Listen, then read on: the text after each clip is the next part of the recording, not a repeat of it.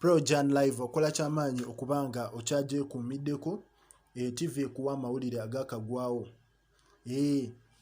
Omukulu Edirisa Musuuza oba muyite Eddy Kenzo afunye obukadde 35 okuva mu Tirupati ne ba sponsors abalala.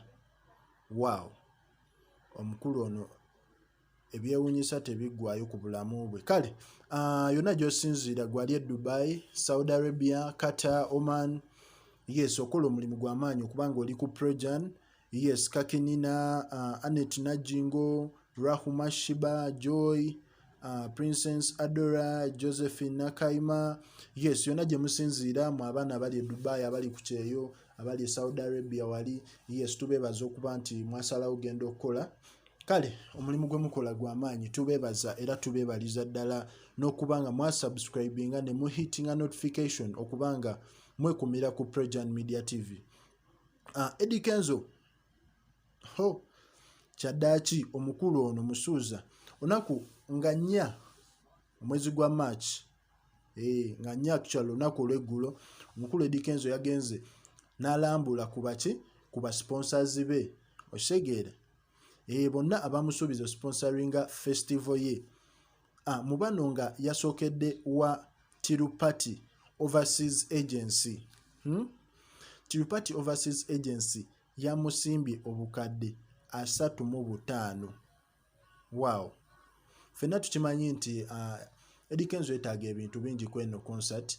Yadde abantu abasinga baali balowooza NRM yagiteekamu omukono, ekitaali kituufu. Era bino byonna abikola ogezaako kakasa abantu nti ssente zize nga ye omuntu, ate ng'ayambiddwako ne ba sponsor. Osegeera Tirupati yamuwadde ezo ssente, then overseas nemuwa gundi Samona company nemuwa obukadde 15. Osegeera Eddy Kenzo teyakomye awo, n'avisitingako company gy'ayita Uvrage International. Company eno ng'ekola zi TVS, ye distributing zi TVS, pichi ze bayita zi TVS zikiwaji mu ggwanga. Nayo ne bamuwa zi TVS okubanga zagenda ogaba ku concert ye. Kale yonna gy'osinziira Eddy Kenzo tumuyozaayoza era katusuubire nti aba people power emitima gyakakkana nti omukulu talina yadde n'ekikumi okuva ewa president kye yalya, wabula ali ku ntuuyo ze.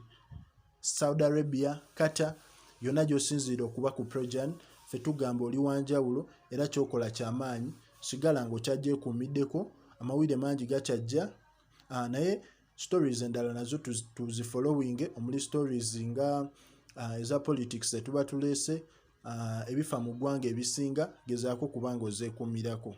Kale subscribinga oyitinge n'ako ka notification akakadde obe ng'ofuna buli